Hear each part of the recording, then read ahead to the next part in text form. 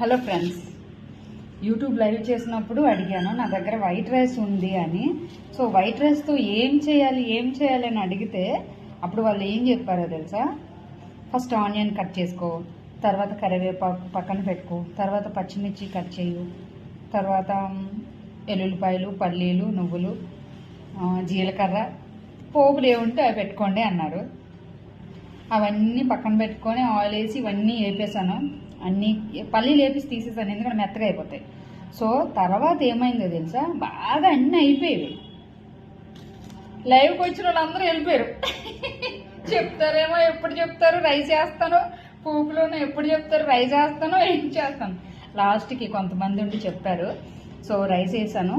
Rice వేసిన తర్వాత వాళ్ళు ఏం చెప్పారంటే కారం, పసుపు, ధనియాల పొడి, జీరా పొడి మీకు నచ్చింది వేసుకోండి అని చెప్పారు. కానీ నేను అన్నంలో కలిపేటప్పుడు వేసుకోలేను కదా, అన్నం కలిపేటప్పుడు బాగా కలపలేను కదా.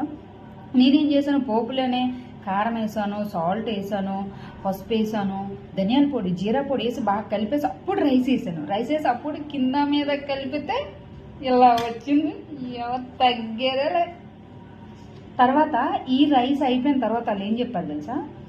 కొంచెం ప్లేట్లో రైస్ పెట్టుకొని, ఆనియన్స్ పెట్టుకొని, పచ్చడి పెట్టుకొని తినో, తగ్గేదే లేదని చెప్పారు నా యూట్యూబ్ సబ్స్క్రైబర్స్. ఫస్ట్ మీకే ఇది.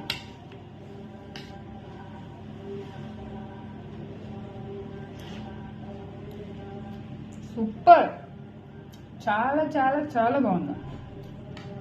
Thank you. అంటే సబ్స్క్రైబర్స్ని అడిగేసే చేసుకోవాలి ఏదైనా ఇక నుండి.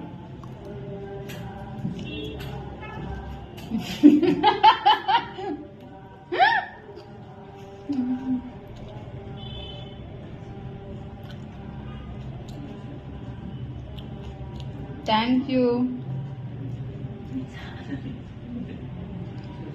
పండు ఏమైంది పండు?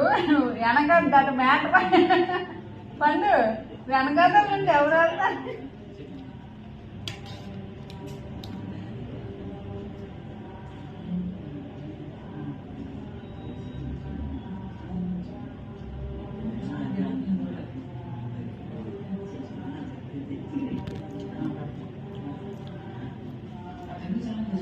అదిగో వాళ్ళిద్దరు ఏదో మాట్లాడు. That's guy.